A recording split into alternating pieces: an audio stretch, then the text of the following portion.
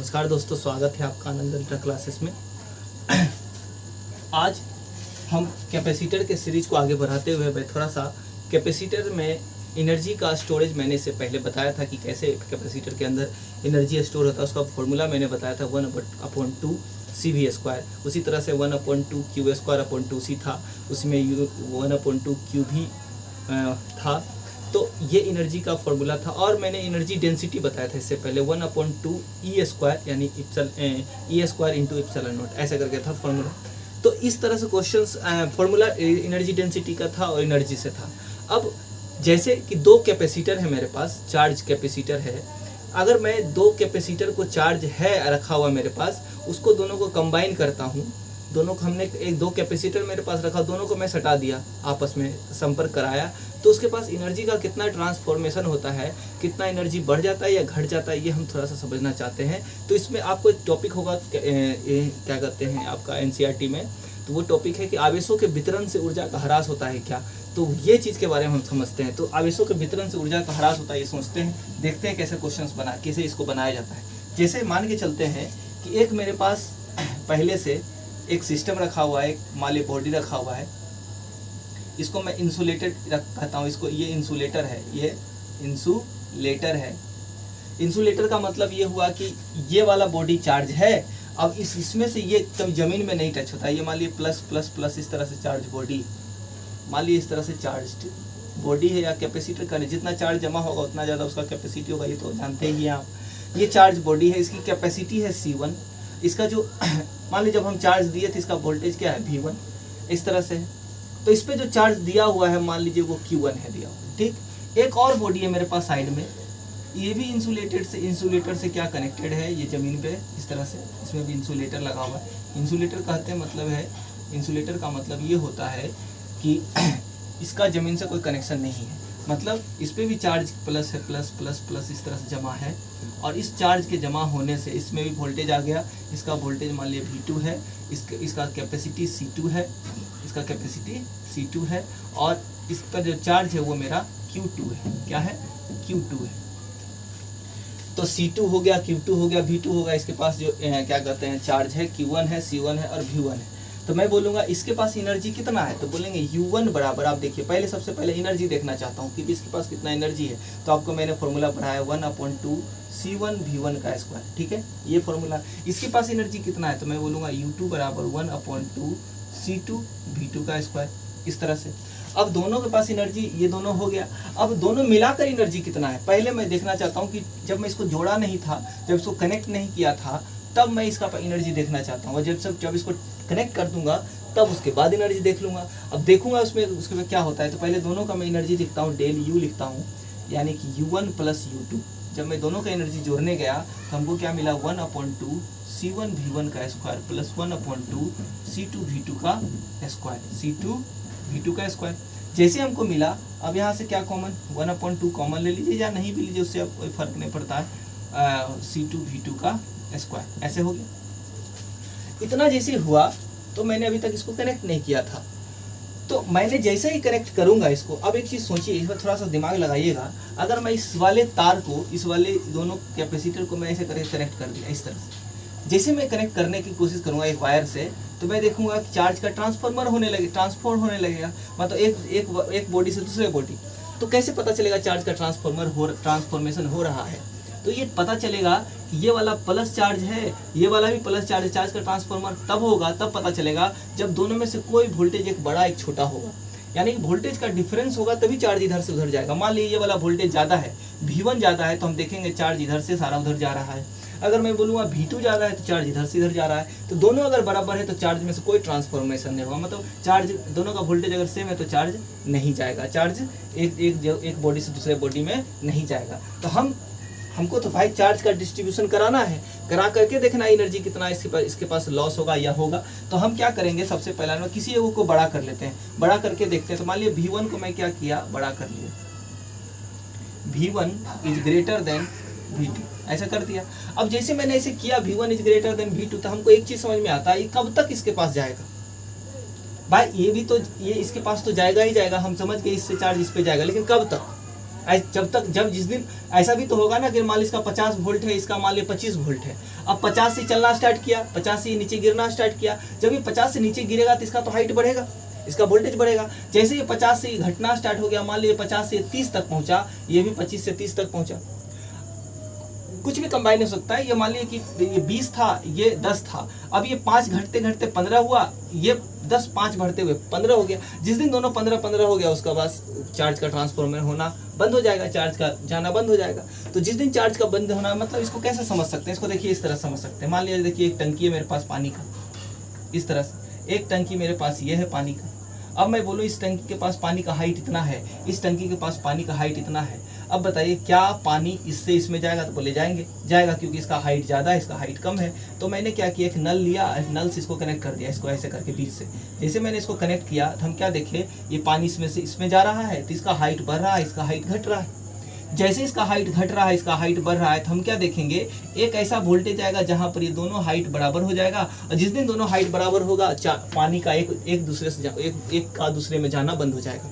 उसी तरह से इस वाले वोल्टेज, इस वाले हाइट को कहते हैं कॉमन हाइट। उसी तरह से इस वाले वोल्टेज को, जिस वोल्टेज पे दोनों का आना जाना बंद हो गया, दोनों चार्ज का ट्रांसफॉर्मेशन बंद हो गया, उस वोल्टेज को कहते हैं कॉमन वोल्टेज। उस वोल्टेज को क्या कहते हैं? Common voltage. तो कॉमन वोल्टेज कैसे निकाला जाता है? इसको कहते हैं कॉमन पोटेंशियल कहा जाता है, उभयनिष्ठ विभव कहा जाता है। ठीक है, पोटेंशियल है ना, इसे उभयनिष्ठ विभव भी कहते हैं। तो उभयनिष्ठ विभव कैसे निकाला जाता है? कॉमन पोटेंशियल बराबर V बराबर आपने पढ़ा Q upon C, Q upon C। तो टोटल Q देखिए, टोटल Q कितना है? Q1 plus Q2, total Q1 plus Q2, और total charge, total capacity Q1। तो बताइए हमारे पास चार्ज से रिलेट मत कीजिए इसको, तो क्या कीजिए, Q1 बराबर होता है C1 V1 plus C2 V2, उसी तरह से बटे में C1 प्लस C2। तो आपके पास कॉमन वोल्टेज आ गया। इस वोल्टेज पे जा करके, इस वाले वोल्टेज पे जाकर चार्ज का ट्रांसफॉर्मेशन होना बंद हो जाएगा। यानी ये वाला चार्ज है, इतना वोल्टेज आएगा ना, तो ये दोनों आपस में बंद हो जाएगा, जैसा भी हो इसका क्वेश्चन। तो आप देखिएगा कि इसको कहते हैं कॉमन वोल्टेज। बहुत याद रखिए, ये वाला फॉर्मूला बहुत इंपॉर्टेंट, हर न्यूमेरिकल में बनेगा। मैं इस क्वेश्चन जब आप सेशन क्वेश्चन का लूँगा कैपेसिटर से रिलेटेड, तो मैं आपको सारा क्वेश्चन इसमें डील कर पाऊंगा। इसी क्वेश्चन पे बहुत ज़्यादा इसी फॉर्मूला को बनता है। कॉमन वोल्टेज पता चल गया।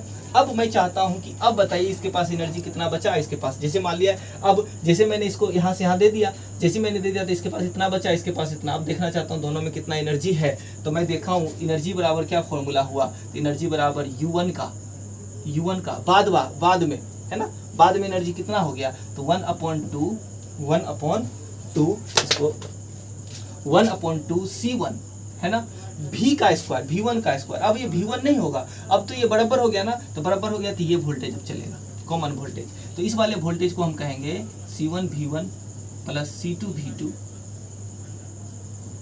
अपॉन C1 प्लस C2 का स्क्वायर, प्लस बाद में एनर्जी देखते हैं। इसके पास देखता हूँ कितना एनर्जी है, तो इसके पास एनर्जी क्या देखता हूँ, U2 कह दूंगा, इसको लिख लीजिए। तो U2 भी कह सकते हैं इसको। U2 बराबर हो जाएगा 1/2 C2, उसी तरह से C1 V1 plus C2 V2 upon C1 plus C2 का होल स्क्वायर। अब इस दोनों को जोड़ दीजिए, जैसे आप जोड़िएगा तो आपको क्या मिलेगा, ये वाला एनर्जी दोनों के पास बाद वाला, तो इसको कहते हैं डेल्टा U कह दीजिए। ये आफ्टर हो गया, आफ्टर। ये डेल्टा U क्या था, बिफोर, इसको लिख देता हूँ बिफोर मतलब पहले वाला। ठीक है, जैसे आप जोड़िएगा तो देखिएगा क्या 1/2 C1 और बाकी ये वाला लिख लीजिएगा। देखिए दोनों में ये दोनों कॉमन होगा, तो आप लिख सकते हैं C1 प्लस C2 है ना, दोनों में C1 C2 कॉमन होगा, बाकी ये दोनों कॉमन ही होगा, साथ में रख लीजिए। C1 V1 plus C2 V2 का whole square upon C1 plus C2 का होल स्क्वायर। देखिए होल स्क्वायर होगा, देखिए होगा। अभी इस होल स्क्वायर से ये खत्म हो जाएगा एक, तो आपके पास इधर साइड एनर्जी क्या बचेगा, 1/2 C1 V1 plus C2 V2 upon इसका स्क्वायर अपॉन क्या बचा, C1 प्लस C2, इतना आया। अब ये एनर्जी आया बाद वाला, ये एनर्जी आया पहले वाला। देखिए पहले वाला टोटल एनर्जी ये रहा, बाद वाला टोटल एनर्जी ये रहा। अब हम देखना चाहते हैं कि भाई अगर इसके पास एनर्जी मान लीजिए 50 है, पहले से दोनों को जोड़ करके 50 था, इसका देखिए इसके पास अगर मान लिया 30 आ गया, इसके बाद में 30 आ गया, तो टोटल का वैल्यू क्या आएगा भाई, इसमें से इसको घटाएंगे तो क्या आएगा, पॉजिटिव। पक्का बात है। अगर किसी कारण बस हमको इसका जो इधर साइड मान ले 60 आ गया तो इसका वैल्यू क्या आएगा, निगेटिव। अगर इसमें से इसको घटाएंगे तो आएगा। अगर मेरे को 0 आ गया तो मुझे पता चल जाएगा भाई दोनों मिलाकर 50 ही था, है ना। एनर्जी का कोई ट्रांसफॉर्मेशन, एनर्जी का कोई लॉसेस नहीं हुआ, दोनों बराबर 0 है। ठीक है, तो हम क्या देखना चाहते हैं, पॉजिटिव है या निगेटिव है, इसके बारे में जानना चाहते हैं। तो ठीक है, तो इतना को आप लिखिए। इसके बाद देखिए क्या फॉर्मूला बनता है। इसको मैं थोड़ा सा मिटाऊंगा क्योंकि आपको पता होगा इतना चीज़ तो आपको कैलकुलेट किए होंगे। तो इसके बाद देखिए मैं इसको थोड़ा सा मिटाता हूँ फिगर को, क्योंकि इस पर कैलकुलेशन थोड़ा सा और ज़्यादा जाएगा। ठीक है, तो इतना को मैं देखता हूँ करके, इसके बाद देखिए क्या होता है। मैं इसको मिटाता हूँ यहाँ से। ठीक है, अब देखिए टोटल एनर्जी यहाँ तक हमको पता है, ये एनर्जी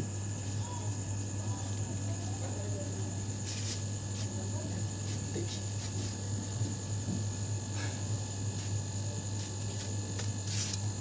क्या करते हैं हम। इसके बाद देखिए कि आपको पहले वाला कितना था, तो पहले वाला बोले, पहले वाला सर इतना है एनर्जी, किसके पास, इस कैपेसिटर के पास 1/2 C1 V1 का स्क्वायर प्लस C2 V2 का स्क्वायर, पहले वाला का है। हम एनर्जी में डिफरेंस देखना चाहते हैं, पहले वाला और बाद वाला। ठीक है, तो ये मान लीजिए जाए डेल यू बिफोर वाला है माइनस डेल यू आफ्टर वाला है। ठीक है, बराबर टोटल डेल यू। अब देखिए 1/2 हो गया, माइनस क्या करेंगे, ये वाला देखिए पहले बाद वाला ये रहा 1/2 C1 V1 plus C2 V2 upon C1 plus C2, इसके ऊपर का स्क्वायर हो गया। अब इसको ना जब इसके साथ आप मल्टीप्लाई कीजिएगा तो आपको मिलेगा क्या, 1/2। इसको इसके साथ मल्टीप्लाई किया था C1 का स्क्वायर, इसको इसके साथ किया C1 का स्क्वायर V1 का square plus C1 C2 V2 का स्क्वायर। ठीक है ना, पहले C1 से मल्टीप्लाई किया, उसके बाद इसको देखिए C2 को, C1 C2 V1 का स्क्वायर, इसको जब इसके साथ मल्टीप्लाई किया तो C2 का स्क्वायर और V2 का स्क्वायर। आप कैलकुलेट करके देखिएगा। ठीक है, यहाँ से मैं तो कर दिया हूँ। तो 1/2 देखिए 1/2 सब में है, दोनों में है ना, इसको कॉमन ले लीजिए यहाँ पर। अब यहाँ पर क्या देखें, इसके पास मेरे पास फॉर्मूला है और एलसीएम जब लिए हैं तो इसके नीचे में क्या हो गया, C1 प्लस C2 आ गया। और इसको जब सोल्व कीजिएगा तो C1 का स्क्वायर V1 का स्क्वायर माइनस हो जाएगा C2 का स्क्वायर V2 का square minus 2 C1 C2 V1 V2 होगा, क्योंकि C1 V1 plus C2 V2, इसको A प्लस B का होल स्क्वायर तोड़िएगा, चूंकि माइनस आ गया इसलिए माइनस हो गया। अब आप देखिएगा ये और ये कैंसिल हो जाएगा और ये कैंसिल हो जाएगा। और एक चीज़ और आपको खूबसूरत चीज़ इसमें मिलेगा, C1 C2 सब में C1 C2 कॉमन है, तो C1 C2 कॉमन ले लीजिएगा अपॉन C1 प्लस C2 बाहर निकाल लीजिएगा। तो आप देखिएगा क्या, ये V2 का स्क्वायर, ये V1 का स्क्वायर माइनस 2 V1 V2 है, इसका मतलब ये फॉर्मूला हो गया V1 माइनस V2 का होल स्क्वायर। अब आप बोलिए क्या ये पॉजिटिव मिला, तो बोलेंगे हाँ ये पॉजिटिव मिला, क्योंकि मैंने बोला था इसको जब आप सॉल्व कीजिए पहले और बाद वाला का, पहले वाला से बाद वाला में कीजिए, मैंने मान लिया जब पहले 50 है बाद वाला में 30 हो गया तो कितना का पॉजिटिव आएगा, निगेटिव, बोलेंगे पॉजिटिव। तो पहले एनर्जी था, उसके बाद जो बाद में देखा एनर्जी मेरा अगर पॉजिटिव आया है तो पक्का बात एनर्जी घट गया है, इसका मतलब ये लॉस हुआ है। क्या हुआ है, लॉस। कैसे पता चला ये पॉजिटिव है, क्योंकि हमको पता है किसी का स्क्वायर क्या होता है, पॉजिटिव, और C1 C2 ये कांस्टेंट है, कांस्टेंट कभी निगेटिव नहीं होता, ये वाला निगेटिव होता नहीं है, इसलिए मेरे पास डेल्टा यू जो आया लॉसेस आया, और यही लॉसेस होता है किसी भी चार्ज कैपेसिटर में। अगर आप किसी भी कैपेसिटर को, चार्ज कैपेसिटर को अगर आप उसे कनेक्ट कर देते हैं, एक मान लीजिए डिफरेंट वोल्टेज पर है, एक दूसरे डिफरेंट वोल्टेज पर है, दोनों डिफरेंट वोल्टेज पर रखा हुआ अगर बॉडी है, चार्ज बॉडी है, उस दोनों को जब आप रख देते, सटा देते हैं, तो उसका वोल्टेज का क्या होता है, जब तक चार्ज डिस्ट्रीब्यूट होता है, जब तक वो कॉमन पोटेंशियल ना आ जाए, चार्ज डिस्ट्रीब्यूशन हुआ और उसके बाद हम देखें कि एनर्जी का कुछ ना कुछ लॉसेस हुआ है। वो एनर्जी का लॉसेस कितना है, 1/2 C1 C2 upon C1 plus C2 V1 minus V2 का स्क्वायर। अब एक चीज़ सोचिए, अब ये चीज़ समझने के बाद है कि ये भी एनर्जी का लॉसेस जो आया है ना, ये भी कैपेसिटर के टर्म में है, एनर्जी के टर्म में है। तो देखिए 1/2 CV स्क्वायर होता है। अब आप सोल्व देखिएगा तो ये V1 में माइनस V2 क्या है, वोल्टेज में ही डिफरेंस है, और ये C1 C2 अपॉन C1 क्या है, ये एक प्रकार का कैपेसिटर ही है। तो आप देखिएगा 1/2 CV स्क्वायर ही है एक तरह से। तो आपको एक फॉर्मूला एक तरह से मिल गया आपको कि जब दो गो चार्ज बॉडी रहेगा, एक C1 C2, और इसको कैसे सॉल्व करेंगे, इसको सॉल्व करेंगे यही फॉर्मूला के आधार पर। ठीक है, तो इस तरह से आप इसको क्वेश्चंस को भी आप बना सकते हैं। मैं एक क्वेश्चन ले लेता हूँ, उस क्वेश्चन पे इसको डील करता हूँ। ठीक है, थोड़ा सा वेट करते हैं। देखिएगा उसी क्वेश्चन पे, उसी फॉर्मूला पे आधारित एक क्वेश्चन है क्वेश्चन है क्या कि 200 वोल्ट सप्लाई से 600 पिको फैराड के संधारित्र को आवेशित किया जाता है, यानी कितना वोल्टेज से किया जाता है 600 मतलब 200 वोल्ट से। फिर इसको वियोजित कर मतलब उसको अलग कर देते हैं तथा एक अन्य 600 पिको फैराड वाले अनावेशित मतलब उस पर कोई चार्ज नहीं है संधारित्र से जोड़ दिया जाता है। तो इस प्रक्रिया में कितनी ऊर्जा का हानि होता है, इस प्रक्रिया में कितना ऊर्जा का ह्रास होता है। तो देखिए वोल्टेज देखिए आपको दे रखा है, कितना वोल्ट दे रखा है 200 वोल्ट, ठीक। और किसको जोड़ा जाता है 600 पिको फैराड का। तो मान लीजिए C1 जो मेरे पास है 600 पिको फैराड, और पिको फैराड बराबर आप जानते हैं 1 पिको फैराड बराबर होता है 10 के पावर -12 फैराड, ठीक है। फैराड आप जानते हैं संधारित्र का धारिता का ऐसा ही मात्रक होता है। तो आप 200 वोल्ट सप्लाई से 600 पिको फैराड के संधारित्र को आवेशित किया जाता है। फिर इसको अलग कर लेते हैं, अलग करके एक अन्य पिको फैराड अन्य जो है मेरे पास कैपेसिटर आ गया, वो भी कितने का है 600 पिको फैराड का ही है वाले अनावेशित। अगर अनावेशित है, ध्यान से समझिएगा, अनावेशित का मतलब होता है उस पर चार्ज नहीं होना।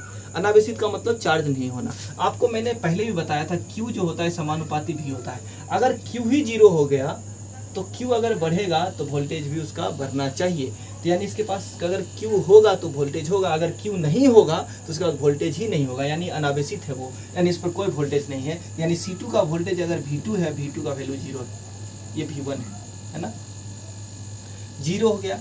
इस प्रक्रिया अब क्या उससे कनेक्ट कर दिया गया है, उससे कनेक्ट मान लिया जाए एक बर्तन, उसी तरह से इसको समझते हैं। दोनों 600 का है, दोनों कंटेनर जो 600 का है, मान लीजिए इसमें 6 लीटर, इसमें भी 6 लीटर पानी रखा सकता है। एक का हाइट इतना भरा हुआ है, एकदम पूरा यहाँ हाइट तक भर दिया है, पूरा लबालब भरा हुआ है, मतलब इसका मतलब ये 200 वोल्ट तक भरा हुआ है, ये 200 वोल्ट तक भरा हुआ है। याद रखिएगा, हमेशा मैंने बताया हाइट का मतलब होता है वोल्टेज, यानी ये वोल्टेज पूरा भरा हुआ। ये अनावेशित है, यानी इसके अंदर कोई चार्ज ही नहीं है। इसका मतलब कुछ हाइट होगा क्या इसमें पानी ही नहीं है तो इसका कुछ ना हाइट, कोई पानी का कोई हाइट नहीं होगा। अगर इसका पानी का कोई हाइट नहीं होगा इसका मतलब 0। अब आप बताइए कि इसका वोल्टेज है, इसके पास भी वोल्टेज, इसके पास वोल्टेज 0 है, इसके पास वोल्टेज क्या हो गया 0 है। बोलेंगे चार्ज, तो बोलेंगे चार्ज भी 0 है। लेकिन कैपेसिटी कितना है इसका, कैपेसिटी है 6 लीटर का, इसके पास भी 6 लीटर है, लेकिन इसके पास कुछ ना कुछ चार्ज होगा, क्योंकि आपको पता है कि ये हाइट है, चार्ज होगा। V पता है, C पता है, देखिए V और C पता है, Q भी पता होगा, तो इसके पास चार्ज होगा, इसके पास चार्ज नहीं। अब जैसे ही हम इसको इसके साथ कनेक्ट कर देंगे, इसके साथ तुरंत तेजी से क्या चाहेगा ना, भरना स्टार्ट करेगा, भरना स्टार्ट करेगा। जैसे ही भरना स्टार्ट करेगा तो आप देखिएगा इसका टंकी खाली होगा, धीरे धीरे इसका धीरे धीरे बढ़ेगा। लेकिन कहाँ तक बढ़ेगा, तो मैंने आपको बताया उभयनिष्ठ वोल्टेज तक। जब तक बढ़ेगा जब तक कि ये वाला हाइट नीचे ना हो जाए, ये बढ़ ना जाए। अब ये किसी ना किसी जगह पर ये दोनों आपस में बराबर हो रहा है, तब तक ये चलता रहेगा। इस वाले वोल्टेज को हम क्या कहेंगे, उभयनिष्ठ वोल्टेज। इसका मतलब पक्का है तो उभयनिष्ठ वोल्टेज कुछ ना कुछ कम होगा, नीचे जाएगा। तो बोले कैसे कम पता चलेगा, तो उभयनिष्ठ वोल्टेज आप निकाल सकते हैं वैसे। तो V बराबर हम जानते हैं क्या, C1 V1। तो इसका C1 कितना है, तो बोलेंगे C1 मेरे पास 600। देखिए दोनों का C1 सेम है, तो आप C ही ले लीजिए, मान ले लेते हैं, चलिए 600। और V1 V कितना है 200 है ना, 200 मान लिए। C1 V1 हो गया प्लस C2 V2। देखिए इसका C2 कितना है 600, V2 कितना है, बोलेंगे 0, कुछ नहीं V2 upon C1 plus C2, तो 600 प्लस 600 है ना। तो अब आप देखिएगा कि इसका तो 0 हो गया, 600 गुने 200 अपॉन 600 क्या हो गया 1200 होगा ना। ये 600 से 2 बार में कट जाएगा, ये 2 से 100 बार में कट जाएगा। देखिए 100 वोल्ट हो जाएगा। इसका मतलब है कि ये आधा इसको भर देगा, आधा इसको। आप जानते भी थे इसका 6 लीटर है। अब ये इसको अगर 200 है, इसके पास कुछ नहीं है, तो कितना भर देगा, इसको भर देगा। इसका वोल्ट हाइट बढ़ जाएगा 100, इसका हाइट घट जाएगा 100, यानी इसका वाला 100 इसके पास आ गया, ये आ गया, तो इसको उभयनिष्ठ वोल्टेज 100 हो गया।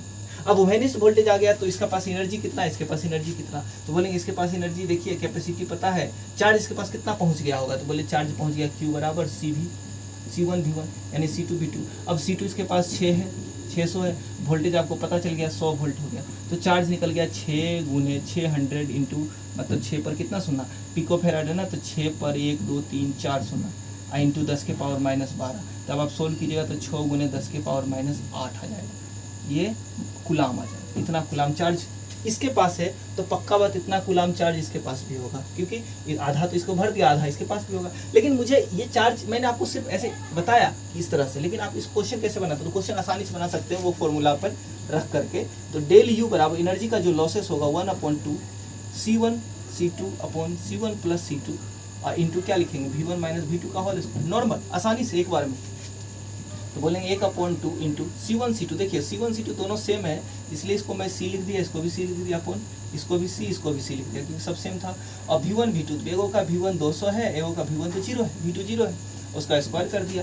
तो जैसे मैंने देखा क्या लिखा 1/2, ये C का स्क्वायर हो जाएगा, ये 2C हो जाएगा, इंटू ये 200 का 400 हो जाएगा, है ना। 200 वोल्ट है, इसको 4 हो जाएगा, 2 पर 4 शून्य हो जाएगा। C से एक C कट जाएगा, और आप देखिएगा 2 दूनी 4, 4 से ये वाला भी कट गया, यानी कि 1 0 0 0 0 4 को आ गया। तो इन्हें C का वैल्यू कितना दे रखा है, 600। तो हम क्या बोलेंगे 600 गुने 10 के पावर ये 4 शून्य ये है, 2 शून्य ये 6 शून्य गुने 10 के पावर -12। देखिए तो मैं 600 गुने कितना शून्य 2 2 4 2 6, यानी कि 6 गुने 10 के पावर -6 क्या है, एनर्जी है, जूल है। क्या हो जाएगा, ऊर्जा कैसा है, मतलब क्या होता है, जूल। तो दिस इज द एनर्जी। इतना एनर्जी का लॉस होगा, 6 गुने 10 के पावर -6 जूल का एनर्जी का लॉस होगा। एक तरीका ये है।